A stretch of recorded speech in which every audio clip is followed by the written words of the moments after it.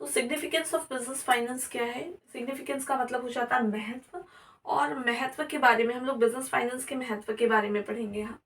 और business finance का जो महत्व है वो यही है कि हमारे जो व्यापार में पूंजी लगती है उसका क्या महत्व है। तो सिग्निफिकेंस को हम दूसरी भाषा में रोल भी बोल सकते हैं, इम्पोर्टेंस भी बोल सकते हैं। तो अगर आपको सिग्निफिकेंस की जगह रोल या इम्पोर्टेंस करके अगर क्वेश्चंस आते हैं तो आप उसका सेम आंसर लिखेंगे। सबसे पहला जो सिग्निफिकेंस है वो है कि बिजनेस फाइनेंस जो है ये हमारे फिक्स्ड कैपिटल रिक्वायरमेंट को पूरा करता है फुल्ली। ये जो फिक्स्ड कैपिटल रिक्वायरमेंट है ये है कि बिजनेस को लॉन्ग टर्म में कैपिटल की कितनी ज़रूरत है, ठीक है।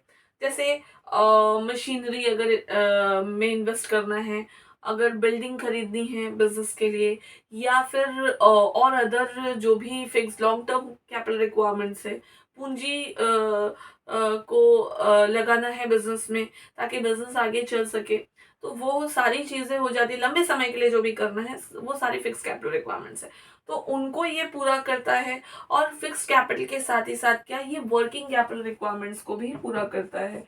तो it fulfils the working capital requirement also. ये वर्किंग कैपिटल रिक्वायरमेंट को भी पूरा करता है। और वर्किंग कैपिटल रिक्वायरमेंट के साथ साथ, वर्किंग कैपिटल रिक्वायरमेंट आप सोचोगे है क्या, जैसे कि मैंने आप लोगों को फिक्स कैपिटल रिक्वायरमेंट बताया है वैसे ही वर्किंग कैपिटल रिक्वायरमेंट हो जाती है। और वर्किंग कैपिटल रिक्वायरमेंट हमारी कहती है कि रोजमर्रा बिजनेस को ऑपरेट करने के लिए हमें जो ज़रूरत है, जो अमाउंट जितने अमाउंट की ज़रूरत है, that is called our working capital requirement. And working capital requirement हमारे करंट असेट्स से करंट लायबिलिटी से निकल के आता है। उसके बारे में भी फर्दर हम लोग पढ़ेंगे डेफिनेटली। लेकिन हाल फिलहाल अभी हम फोकस करते हैं कि बिजनेस फाइनेंस का सिग्निफिकेंस क्या है, क्योंकि हमारे सामने सवाल अगर सोर्सेस ऑफ बिजनेस फाइनेंस होगा और हम अगर वर्किंग कैपिटल के बारे में एक्सप्लेन करेंगे तो definitely it will not work in our answer sheet. तो आंसर शीट में टू द पॉइंट आंसर्स बनाने के लिए और एग्जैक्ट आंसर बनाने के लिए हमें फोकस करना होगा कि हमसे क्वेश्चन क्या पूछा गया है, राइट। तो question is so significance of business finance. तो मैंने 2 सिग्निफिकेंस आप लोगों को इसकी बता दी है।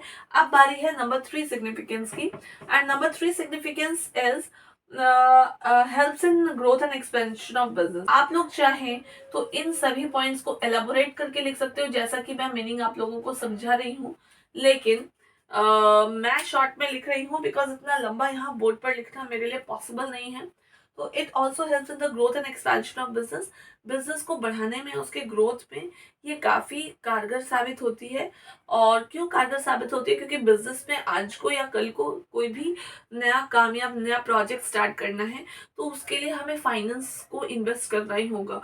बिना फाइनेंस हमारे बिजनेस में एक भी काम आगे नहीं बढ़ेगा, या वो हम लॉन्ग टर्म के लिए कर रहे हो या वो शॉर्ट टर्म के लिए कर रहे हो। बिकॉज अगर बिजनेस के प्रोडक्शन के लिए हमें रॉ मटेरियल भी खरीदनी है तो उसके लिए मनी की रिक्वायरमेंट है, पूंजी की रिक्वायरमेंट है। अगर हमें किसी को काम पे भी रखना है तो उन्हें भी हमें कल को सैलरी या वेजेस पेमेंट करना होगा, वर्कर्स को वेजेस पेमेंट करना है, एम्प्लॉइज को सैलरी पेमेंट करना है एंड ऑल दैट। तो ये सारी इतनी सारी जो रिक्वायरमेंट्स हमारी है वो कैसे पूरी होगी? Just due to the finance. And that finance will come from where? From the sources. And वो सोर्सेज क्या होगा? इस चैप्टर में आप उसी सोर्सेज के बारे में पढ़ोगे। तो एंड द फोर्थ नंबर में क्या है कि आप लोगों को एक तरीके से ये प्रोडक्शन से लेकर डिस्ट्रीब्यूशन तक का जो प्रोसेस है वो स्मूथली रन कर, और it helps in running of business smoothly. It helps to run the business smoothly, ऐसे भी लिख सकते हो आप। तो आप जो भी सेंटेंस कंस्ट्रक्शन करना चाहते हो ध्यान रखना कंस्ट्रक्शन सही से होना चाहिए। तो इस सेंटेंस का मतलब ये हो जाता है कि बिजनेस फाइनेंस जो है हमारे बिजनेस को स्मूथली रन करने में काम आता है from the production up to the distribution process. जाहिर सी बात है कोई भी बिजनेस जो है वो प्रोडक्शन प्रोसेस से स्टार्ट होता है। Production process in the sense what, कि भैया हमने रॉ मटेरियल लाया और सामान बनाया। अब सामान बनाने के बाद उसको तो आइडल या इंटैक्ट हम अपने बिजनेस में नहीं रखेंगे, डेफिनेटली हम उसको आगे जाकर सेल आउट करेंगे। और सेल आउट करेंगे तो definitely we have to distribute the goods, हमें गुड्स को डिस्ट्रीब्यूट करना होगा। तो जनरली ये पूरे साइकिल को स्मूथली रन करने में काम आता है। अगर हम चाहें तो हमारे क्रेडिटर्स को और लेंडर्स को टाइमली पेमेंट करने में काफ़ी हमारा हेल्प करता है, ताकि हम, जाहिर सी बात है कि आज मार्केट में अगर हम बिजनेस पर्सन हैं, हमारी गुडविल तभी रहेगी जब हमारा रेपुटेशन अच्छा होगा। और हमारा रेपुटेशन ना सिर्फ हमारे प्रोडक्ट की इमेज से होता है, बल्कि हमारा जो खुद का इमेज है वो भी अच्छा होना चाहिए। आज हम प्रोडक्शन बहुत अच्छा कर रहे हैं, लेकिन लोगों से लिया गया कर्ज, लोगों से लिया गया उधार, वो अगर हम टाइमली नहीं चुका रहे हैं, इन दैट केस क्या होगा, हमारा गुडविल अच्छा नहीं होगा। लोग हमें मार्केट में उधार देने से कतराएंगे, हमारा हेल्प करने से कतराएंगे, बिकॉज उन्हें इस चीज का डर होगा कि हम उन्हें टाइमली पेमेंट नहीं करेंगे, पे बैक नहीं करेंगे। And finance helps in the timely payment to lenders and creditors also. Alright, तो ये था आपका पॉइंट नंबर 5। एंड अब बात करते हैं हम लोग पॉइंट नंबर 6 की। पॉइंट नंबर 6 इज कि हमारे फिनिश गुड्स को ये इंटैक्ट रखने में या फिर स्टॉक क्रिएट करने में काफ़ी हेल्प करता है।